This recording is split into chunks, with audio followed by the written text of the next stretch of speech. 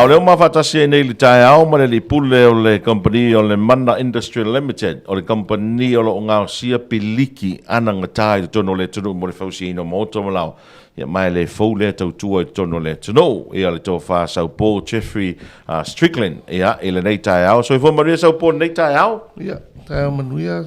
so alo ia wha pe le wha fonga me si o tātou atunu ule ala wha i me nei tai au fou ia mai sel nei vai so mulmuli o nei masina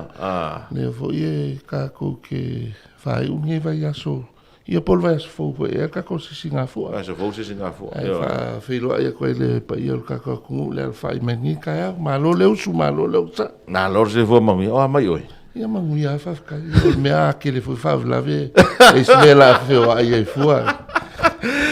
le lei o le atata tala noa le tai au le nei awai pe masana o fam tala ina le tautua le Mana Industry e ngā sia piliki e leo se tautua e fou o fia nei tau sanga talo na wha mai mai le company ia masalo le talanga ia o le company nei sa whanau mai le o le sister company le Strickland Brothers ia pento sila fia na vai tau ia o taimi fo io malo si matu na vai tau na whanau mai la le company nei le Mana Industry o le wa salo po over masul lima tau sanga nei tano na whamai le company so ele fo le na sia o le piliki ai mai se fo le supply o le onione pe o screen unscreen sand coral o me fa pe nai e ma fai una o fai mato au nanga a vanoa foi masini pe ona fa ona ia em fai foi nga hai ko masini o aku me o landscape mato la fa pena pa te fuala le ile availability o masini wa e fa nga mo foi masini ko ngolo ko ai ile kai mi o ka ko ngaluenga le ngau si o piliki a piliki o ngā whea tono vai tele mo si le fia i ato ele o si le fia. Anga ia kumsalo e ko kele kako e le awala le i le whamatol me le moni. Ia. Ia anga i lo le yuka ke anga i le mauta Samoa. Ia. Ia o tato si le fia umal me le i le coin save le tato mate ki le i vaitele. Ia. O le awala mua i lo tu tamtau. Le i le Beefin Brother Kate nga. Alo wafea i nga. O le first company a kele i o mga wha. Ko sa la wha whaingofia ke alu kau makau i uka, e ke alu i uka. Ia. Ngā umara mā keki, o le lotoa le pifem. O le awala ka mua i no kukam. Alu wawhea i ngā kele ke vaia ko le mga wha. Le koe a ngā i mai lalo le i le lala ui le Jim Valley le whatutua. Ia, ia. Au mā ko ngai lo kukam kaua i le. I le whenga le kua kusanga lo kaua e koe kamkau i kele i o mang wha. Ok.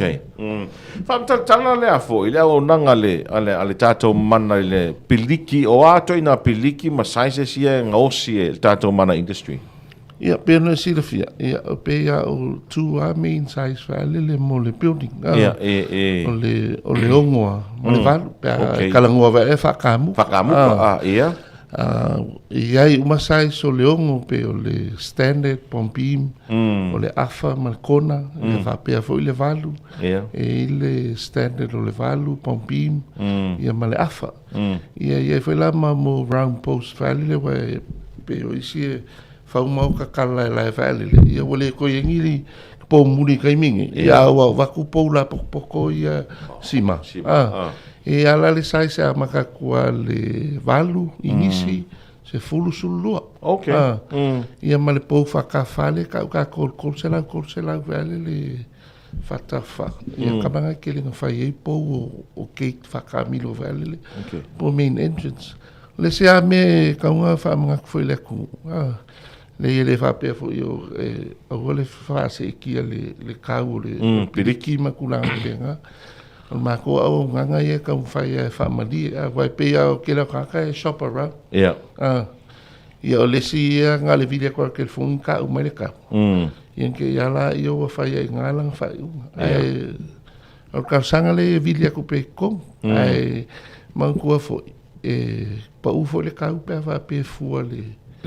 ke le la fa ka le quantity la fa ka ia wale singa la ko avili pirikai kas ia kalo la ia fa kuskusa kulanga penga ngā lo le whakau me le kaungofi. Ia. Ai umala e whai mai koe kiripa. Koe whao popol kau. E umai fua. O koe ai mangkua. O le mana industry. Ia pe whao East Company ke le ia inde. Sal pe wha petu. E whao ngal masingi e kai. Ia. So ke kilo la le quality o le piriki. Pa manga o e lau ngalu Ia le lei. Ia umi ma le lei. E kisila fia fo. Ia. O le ke le alpiriki le ia na o le whakau kua kalima. E leo whapea kula e whaleanga i piriki. Pa o le winga lau kala. O le quality ai o le mea. Ia o mako o le sima. Alo leo none lea ia male me o le pefu. E fua le ia la le mai ia kaki a piriki at least 2-3 days kua mawhainga Whakau. Okay. Ia mangol le. So e mea ngai whale le mass product mako ngā kaki a lai a whape ke lak ngila e ka mau ke le ngau ngau kupe siri aku le mako mangu le ngol kampangi Ia. I lo le o le siaso ku le iloa whakau e la kua ka Na koe kai. ia whai ki o inga leo mako i whaiskai me ngau ngau ngai ka muka mga ka whakau whakumani at least 2-3 days Ia. ngā wakulai lea la wakulai lek wai i leo koe kaungo fia fo se Saure le. e lau sila fia fo so alo o le whause whale Ia. o le fik o le kols fulu i fast food paseke o le cost o lau whale o le foundation i le whapiliki Sima. kang me kula i o le sivaenga le aluinunga po le fikus fulu i le ongo sul paseke ngā cost o lau whale para o lo kilo ngā wha se lengi vale o le kols fulu fast food paseke o kau o lau whale Ia. o le foundation ia o kaku silafia a le lei a le whaavae Ia.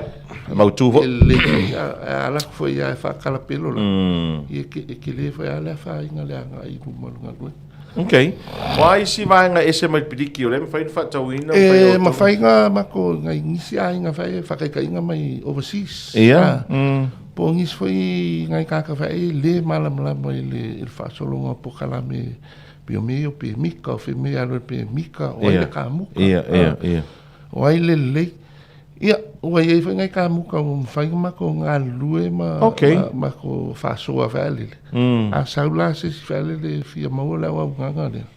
PFCC e mwhainga mako o whai direct i kamuka ia mangua ese fo ia le quality o kamuka Saule.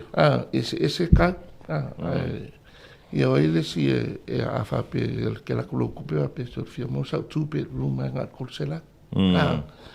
ia su ala ka muka ka le fia ngai mare mar ka wem whaingo e so pinga ko inga e a le si ala ka pe ia wow 3 bedroom ni ma se la kupe wa ka kala ngosa ko inga ka nga le we fale ka un pao me. I mo le ka le ke wa ku li ma se la ka kai fa penga ngalo la ko mai lauki Ia. o iai uma ia ngai koko ngal fale fa moe ngai oi pan fa ia pe le se o nganga ma faingo ka so soangi ka Okay. ma fa makala i me vale awange overlooking ia wa ele skam ka sau fa kai kai nga wa kup ka ki kilal melo sa wa fa mo ka mu ka vale le lawa fale kong mele singal sa le so ele singal nga fa uma o le fale a kaunga lu se lau lima su mai em fai go fai al se lau lima su sa lo le fai lo fale a fa mai so sorry wa kaun ka me o le la barka Le la barka. ia ele ma fai nga ko e ka fai ele o finga wan vale ia le polo ka nga lu nga po ku nga fale le pe la kaun kilo le kunga ele fa pe que sau que mga usau mensela sau no se la guafe ole fa fet kiriva o kol piriki ole kiriva i con town area e ma kola ma ko vai kiri ole alu akule e kau aku ngale va e kwa mua ko e kau free wa na fa kule o sau i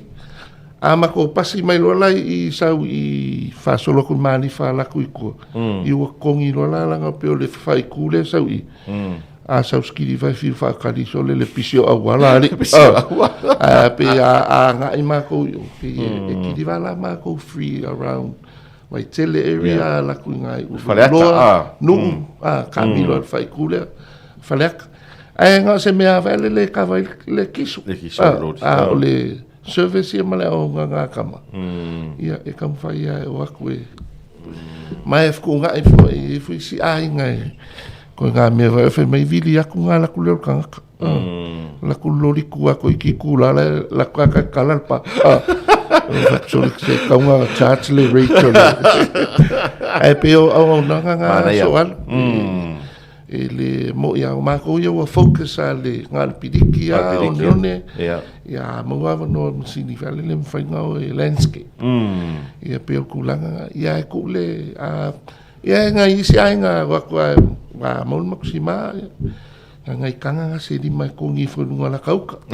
I lo ko ya lu o le isi company vale I ko ngi kiri fa fo I ko ya en fa ma fa ku ya fa ka lo ka ya fa ka inga I po se mali vale le wa usually anga lua mika I se lau piriki ya mga ikanga se di ia ko ngi mai lunga lo le ka se felka o le anga ia ka fa ia fa mama avenga ka ko ku mai fa fa ngo fi fo mo ngai ka ni vai ka la numero de telefone o ka ko mela landline vilia ku le lua ta si fa lima valu po le lua valu tol a fa pela le ke wa down ka ko lainga inga vilia ku le cell phone fitu o tasi o tasi o fitu a fa pela le fa ai vile kwa ikong awale ke fa ko ingala ku awale shop around vale le kilo ka kilo le availability o le stock kilo wale la io ngi e alu ka e la kupe fiu we fa kali le polo kai la ngalwenga o me nga ka kilo malo le ku mo I fa peso se ngel ka kilo quality mal service en fa ngo fa pe ko mako mau ke le kua se mei fa fo I kua ma ko loa not in stock pe ma fa ya at least ka ki piriki I le lua ko lua so ko ma fa nga ma ko kua ia pe ma ko ya o nga make sure ele ole testing al piriki nga la ko le spalang nga test la fa ka ala kwa ul piriki ku mele fa ka le hai fa pa uilan mai ka le o fu ai me test LTA ma apa u aku la fa kai ingo leongo la kwa nga lua fa pe na ka la okay apa u aku ngukili vale ya nga leongo ngel me si ba pe la fa pe nga isi ka mu ka fa pe nga al piriki la mako apa u lo vai pala ele ka el piriki pala lo malo fa metai sa po mo le no le fa fonga mai mo mai ia lo tatu tunu nei tai au ya wa te lo fa o telinga luenga o fausia mai na le te tele o fausia mai pidiki le nga o sia o to ia sa le e o fa ele nga kai nga luenga ya ma ko fa ya ai nga ya ma kai ai ka kele alu fa pe kulela ka pidiki ka alu ka va ya fa ka mai skampangila le me fa welo ka fa ia wa ka trusting ale la ka piriki ia o ke le val malo la ku wa sa le feedback fifi le se me nga wa ese ia mission mel piriki wa pe ka ko le ngole sa mai ngi o si le pain pe wa mo ko o ma so ye full size me ka o le 2x6 wa ka mala o ki pile mio milimita o sa la o mo ko ka I 10 mil o le a ko le